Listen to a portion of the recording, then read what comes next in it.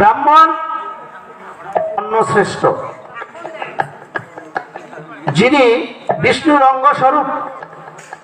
এই ভূমণ্ডলে কোন প্রতিমা যদি তৈরি করা না হয়, এই ভূমণ্ডলে যদি কোনো পট না থাকে, কোনো ঘট না থাকে, তাহলে আপনি কয়েকটি জায়গায় শ্রীহরির পূজা করতে পারবেন। তার মধ্যে ব্রাহ্মণ একজন।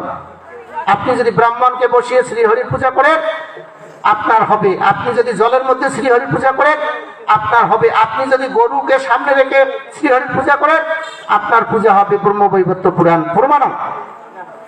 তাহলে ব্রাহ্মণ তিনি সর্বদাই সন্ন্যাস আশ্রমী হবেন। কিন্তু আপনারা মনে করতে পারেন, তাহলে ব্রাহ্মণরা অট্টালিকা করতেছে কেন, পাকা বাড়ি করতেছে কেন, ভোগ বিলাসে মত্ত কেন? আসলেই তাদের ভোগ বিলাসে মত্ত হওয়াটা ঠিক নয়।